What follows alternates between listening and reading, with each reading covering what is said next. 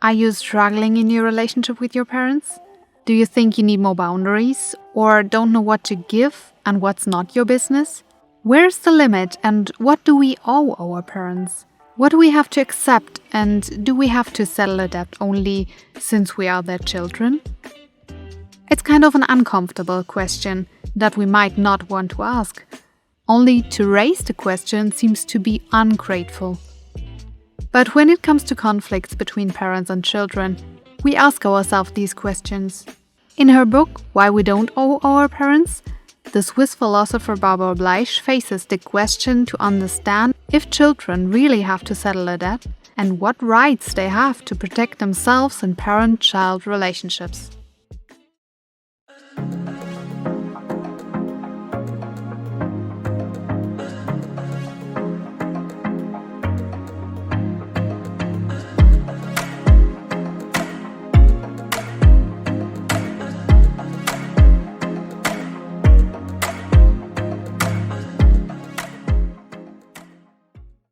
There are no questions like these as long as parent-child relationships are good. But as soon as it comes to difficulties in relationships, we question our rights and duties. But even in good relationships, there can be feelings of guilt or conflicts regarding loyalty. Therefore, we should face the question if we are morally obliged to follow the wishes of our parents. Even in the 10 Commandments, there is one which is related to the family. The 5th commandment says, "Honor your father and your mother." But how should we honor them? We will explore this question from different angles. The first will be the question of duty. Aristotle said, babies are expected to pay the debt when they grow up by taking care of their parents when they are older. Thomas von Aquin called it a return of a received gift. This implies that we have duties because of the benefits received in childhood. So, is the parent-child relationship comparable with a creditor-debitor relationship? That alleges we are free of any duties as soon as we've paid off all debts.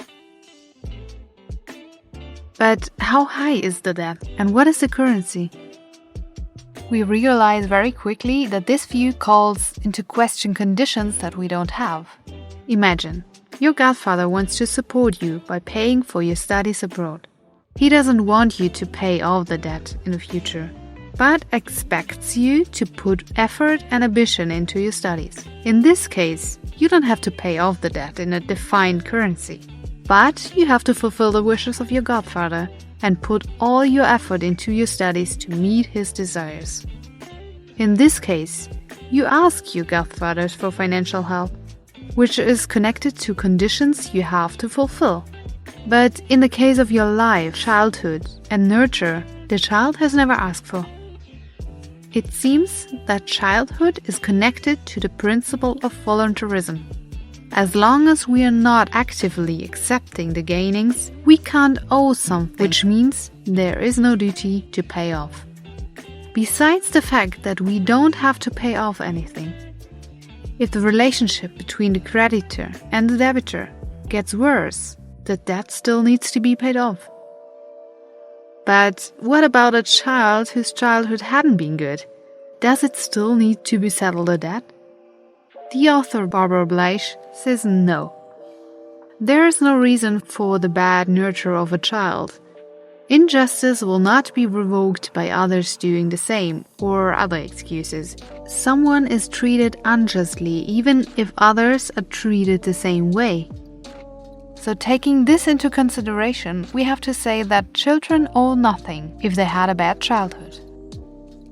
So we can conclude that that only exists if the child received a good upbringing. So the quality of nurture is crucial. Since quality isn't measurable and subjective, it will be difficult to define a reasonable amount of indebtedness. Another argument against the debitor and creditor relationship between parents and children is that parents give their education, time, and patience to their children, and parents are rewarded by happiness, love, and respect by their children. So there is no further debt children have towards their parents. Maria Montessori even changed the perspective of that when she said, parents are in their child's debt because the parent's life gets a new valuable dimension due to the children.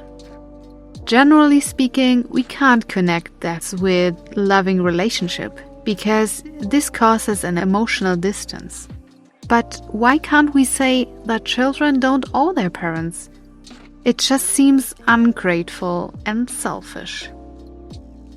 So let's dive deeper into the idea that children don't have to owe their parents, but they have to be grateful. First of all, gratefulness is nothing you can be forced to.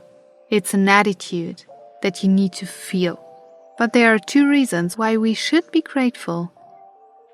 First of all, a grateful attitude leads to a meek, fair, and generous lifestyle. Moreover, grateful people are more happy, balanced, less depressed and stressed, and do have more resources. So we should manifest gratitude out of self-interest. Francis Bacon said, "It is not happy people who are grateful, it is grateful people who are happy." But do we have to be grateful to our parents as an obligation? Barbara Blige raises the question, what for?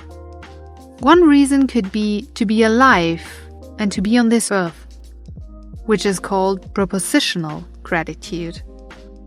The thing with propositional thing is they happen without somebody's influence. But if no one had influence, then neither did our parents. Therefore, we don't have to be grateful to our parents, rather something greater, like the universe. We could also be grateful for the gift of being grown up, which is called prepositional gratitude. These are things someone did as a gift. But if we need to be grateful for something we couldn't influence, we already owe by birth. Also, we couldn't decide if we'd like to get raised by our parents. However, what about adopted children? Whom do they owe? So, to be grateful to our parents is connected to the quality of our childhood. The reason to be grateful is the care you received from your parents. As children, we might have the responsibility to understand the quality of our childhood and show gratitude by establishing respectful behavior and relationship with our parents. And even if we don't feel thankfulness due to upcoming discussions and anger, we should do our best to cultivate this behavior as a sign of respect. Besides the question what for, there is the question of how to show gratitude adequately. Most important is to express gratitude, because it only exists for somebody else if you express it. Furthermore, the happy medium is the way to go. A good balance between obedience and ingratitude is advisable. However, if you think about accusations you may receive as a grown-up child, it seems to be not only the gratitude towards your parents which is missed, but you might also hear that you have to return something. You should care about your parents, not only when they get older. Parents who might raise these accusations don't really expect a return for their gift rather than regret not having the kind of relationship they wanted to have with their children. Seldomly do parents really want to receive material goods for their behavior of the past. They rather want their children to be part of their own lives, join their celebrations, be interested in their lives, and care about their contact. And all of that, of course, voluntarily, without any obligations. True loving connections, mutual sympathy, and solicitude. So the next step we might need to do is to go from a transactional model to a relational model, to dive deeper into the relationship and mutual needs of the parties. With this, we are facing a new question of discretion and intervention in parent-child relationships. What makes a good relationship?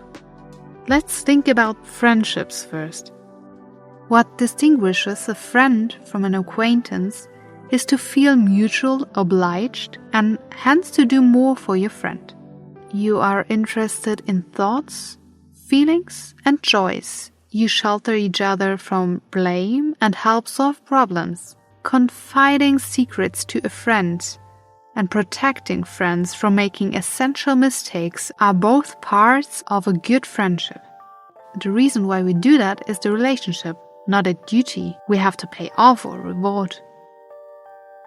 We see these actions as an investment in the relationship, which will be strengthened, and we don't expect a reward.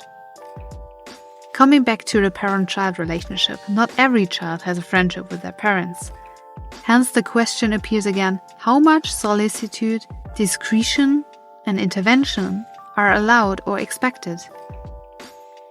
Do we have to treat our parents as friends, go on vacation together, protect them from making mistakes, and confiding secrets? Sure, if you like to have a friendship with your parents, that's absolutely fine. But that's not the question we are facing here. Parent-child relationships might not be on the same relationship level as friendships regarding secrets, intimacy, and intervention. But they still have fundamental importance and positive emotions for both parents and children. Parents and children are indispensable to each other. You can't find another daughter, son, or parents. Sure, there are families where parents are not the biological parents, but that's not the meaning. If somebody, whoever it is, had a role as a mom or dad for you, nobody ever can replace them. To esteem these relationships, which are of fundamental importance to us, we need to foster them, as we do it with hobbies, friendships, and other things that are of major importance to our lives. Sure, that's easier for children who already have a good relationship with their parents, but what about the ones who are emotionally estranged and distant? The ones who care about their parents but don't want to be forced to visit them every week, go on vacation or celebrate Christmas together. But they have the feeling that's what their parents are expecting from them. Building a friendship includes the process of negotiation. How much solicitude, discretion, intervention, and loyalty is allowed or expected? How often do we chat or invite each other for dinner? How honestly can you be with your friend? Can you trust him? All these negotiations create a symmetry in which both parties share similar expectations.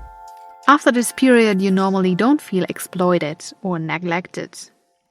If this symmetry will not be created, we think this relationship is not good for us, that it is a bad or toxic relationship we need to terminate. To be fair, there are also relationships whose foundation is firstly asymmetric, but becomes symmetric over time. A very good example is the French president Emmanuel Macron and his wife. His wife had been his first French teacher, and when they became a couple, the power relationship might have been unequal until they became equal partners. In family relationships, the child is dependent by nature, so the asymmetric relationship needs to be changed over time when the child gets older. As Aristotle said, family is friendship amongst unequal parties. Most conflicts of grown-up children are rooted these asymmetric relationships in which the children have the feeling they are not allowed to live their own life. Parents still want to treat them as children with their norms and values. This will be intensified by the involuntariness that parents and children don't have the choice to choose each other. They are connected by nature. But what kind of duties do we have in friendships?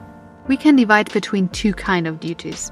The natural duties that we have to all human beings as long as we want to treat all with respect and dignity, and the special duties which we have to specific people who have a mutual agreement with us, like a friendship or a contract.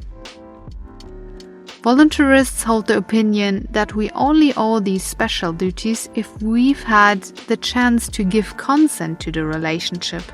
In a family relationship, we've never agreed actively. Non-commitment is not compatible with true friendship.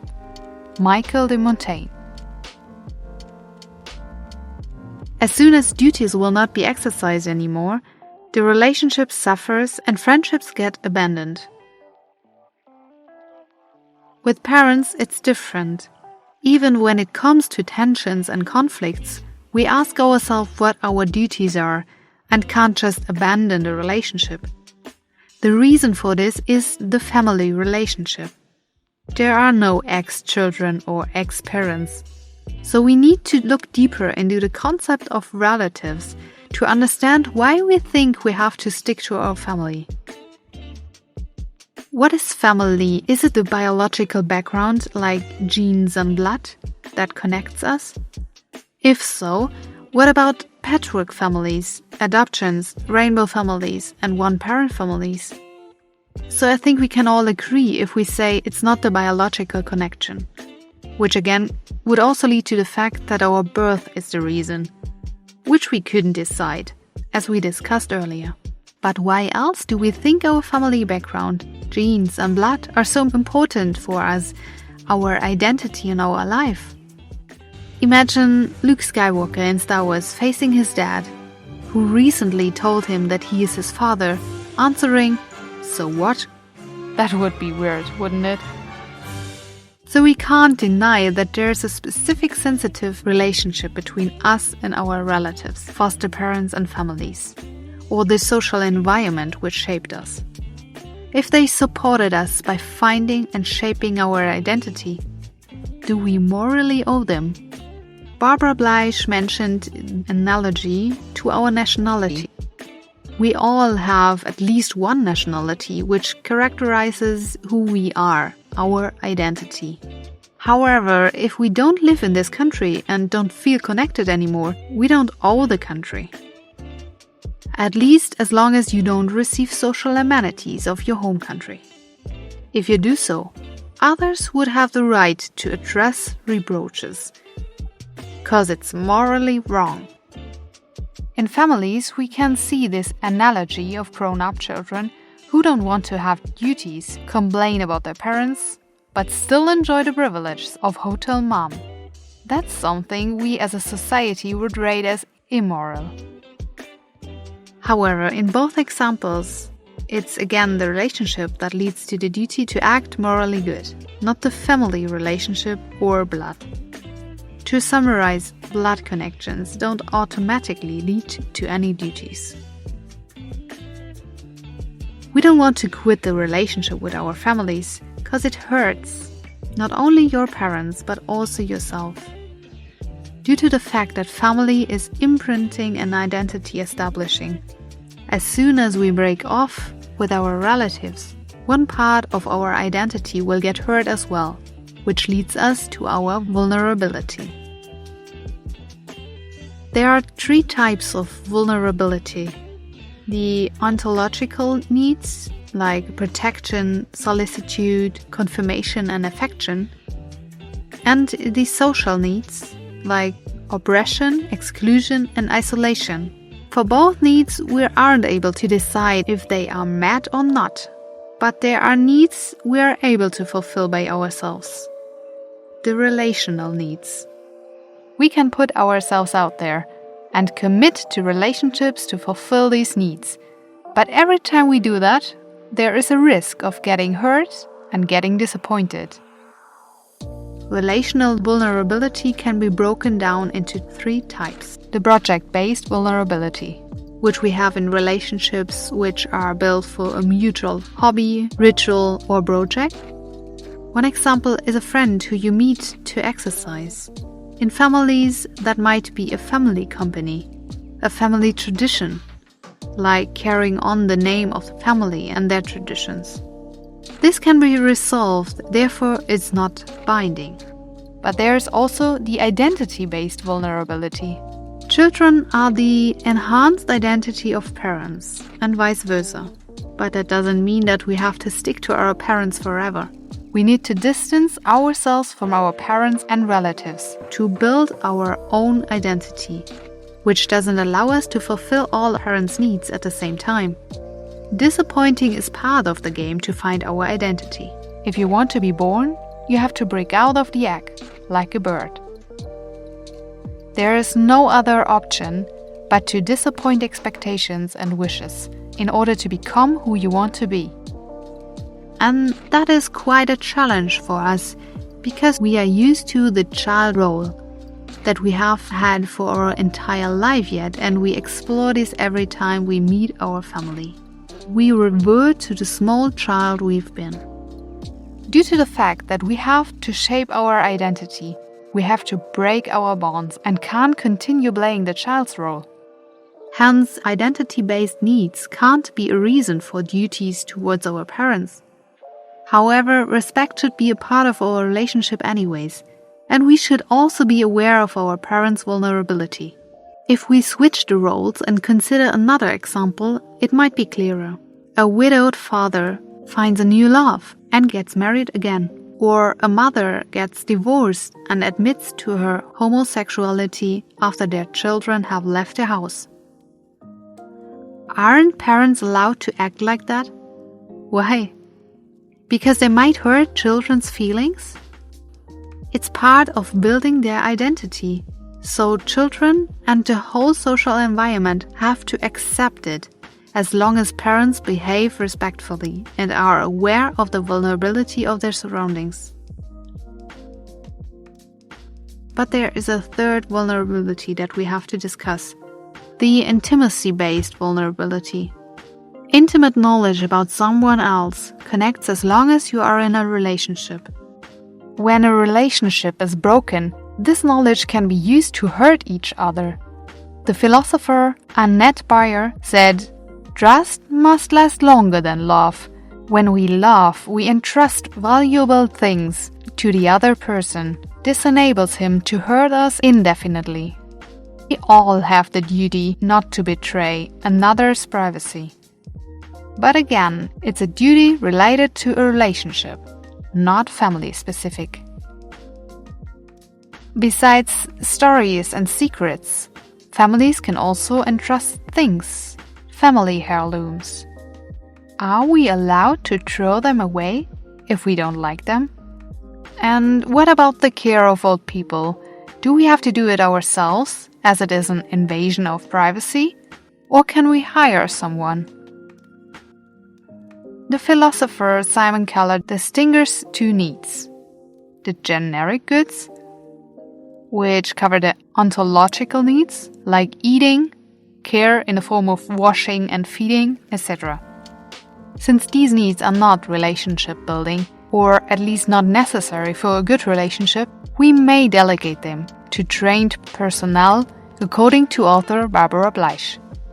And we have the special goods, things that characterize the relationship, like talking about old stories, decorating the Christmas tree together, because they show love, affection, and interest.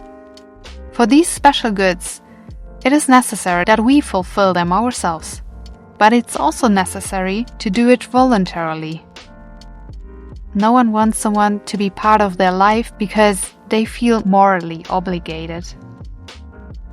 Albert Camus said, "Suffering does not lead to rights, but it contains the invitation to work on oneself and overcome one's vulnerability." Barbara Bleich says, "If children are to be free, parents must not become dependent." That gives parents the task of providing for their old age and think about how they want to live without depending on their children.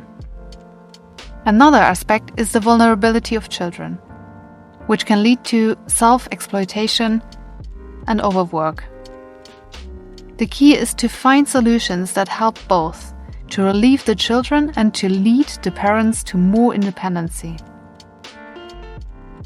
Then they would have more space to take time for things which only they can give to each other and maintain a careful interaction with each other. So, In summary, there are some facts that make the family so valuable to us. The specific intimacy, and the family is identity establishing. But there are no obligations associated with the fact that we are children. However, there are reasons why we should maintain the relationship with our parents. Family has the huge potential to be a priceless source of affirmation, identity, and happiness. We should try to crack this treasure chest. But not because we have a duty or because we owe it to our parents, but because it's in our own interest to live reconciled with our parents and to let gratitude into our lives. Unlike friendships, love in a family is there from the beginning and does not have to be built up or earned. It is unconditional and will never be extinguished. There is no competition with other potential partners, as it might be the case in other love relationships. And no one knows you as well as your family. You have the freedom to be yourself and to be loved unconditionally with all your faults and quirks. Family makes us be open-minded, rethink our decisions and opinions. Normally we would not meet with people who do not share the same opinions and attitudes. Therefore, we are protected by a filter bubble that we would never leave. We banish the colorful, resistant world. But when it comes to family, members are predetermined, not selected by us. They hold different opinions, attitudes, and behaviors that clash on holidays like Christmas and may not fit our ideas. Let's take this as an opportunity to question ourselves and our opinions, expand our horizon, and challenge our view of the world. Modern people seem to get out of the street, the village, the family in which they live, because the already familiar seems boring, narrow-minded to them. But in truth, we flee from our village as from our relatives, because they are too exciting. Author Gilbert K. Chesterton. So, with good reason, it is in our interest to strive for a clarified, benevolent connection with our family, because a happy family can contribute massively to a good, meaningful life. But if we now know that we have no obligations to fulfill, does that answer all our questions? Is it really the question of duty that concerns us? Or do we ask ourselves in general what it means to be a good child? Barbara Bleisch has indeed an answer to that. At the end of the day, we want to be able to look in the mirror and say to ourselves that we have done our part to bring about this happiness. In love relationships, we also ask ourselves not only about the rights and obligations, but how to manage to have a long, happy relationship. So how do we get the most beautiful and best out of this parent-child relationship for ourselves? The characteristics of a good child. Be aware of specific vulnerabilities when it comes to behaving with each other. You should not obediently follow everything, but you should not recklessly violate it either. Behave only as you would like to be treated. Be clear about what meaning you still have for your parents and be grateful. Recognize not only the needs of your parents, but also your own, and respect them. Immanuel Kant said, "In the spirit of virtuous, decent living, we are all required to help each other. However, our offers of help should never exceed the limits beyond which we can no longer respect ourselves, until we finally become a burden to others from self-sacrifice." Decisions affect mostly all family members. It's a network. Be aware of that. Parents should act in an adult manner and be respectful and benevolent towards the children. If necessary, remind your parents that you are an adult and you want to be treated with respect and goodwill. Thanks for watching. I hope this video was helpful for you. If so, please give it a thumbs up or share it with a friend if he or she faces the same situation. Please consider subscribing if you haven't yet, and I hope to see you in the next video.